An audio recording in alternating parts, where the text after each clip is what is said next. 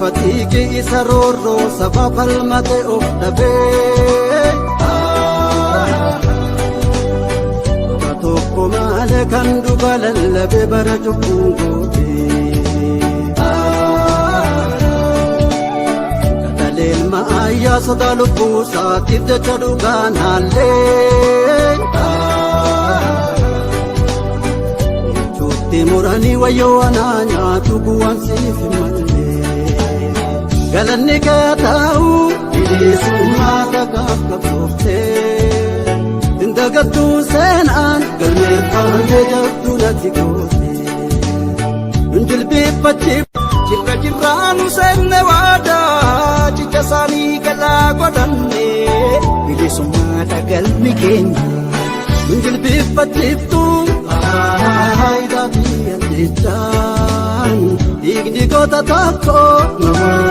kumaatam biqilcha Dungoon qabsiifame yoo hundaamu ni faay Qabsaa yoo kufees qabsoon itti fufaa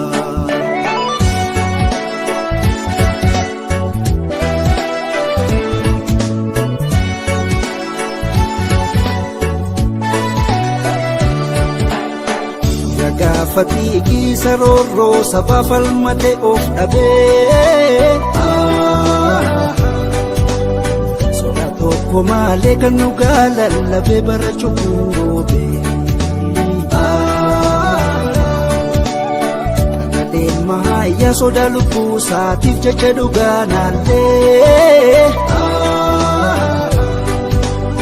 Kechuutti muranii wayyoo anaa nyaatu kuwaan siif himallee Galanni kaata'u bilisummaa qabsoofte Seenaan siin dagaatu galmeeffamtee jabdu natti goote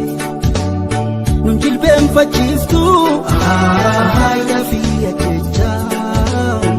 Inni goota tokko uummata biqilcha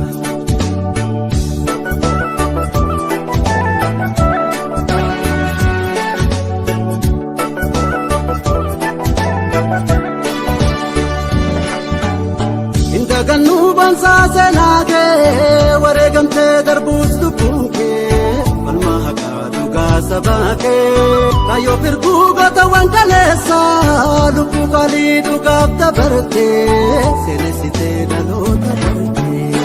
Wareegamtoota jaallan kalee Qabsoo fi gootummaarraa dhaallee Kaayyoo isaanii galmaan ni keenya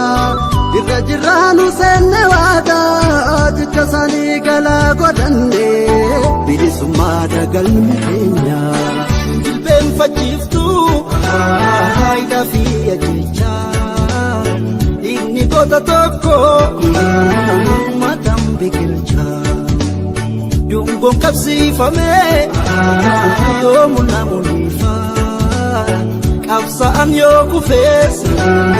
qabsoon itti fufa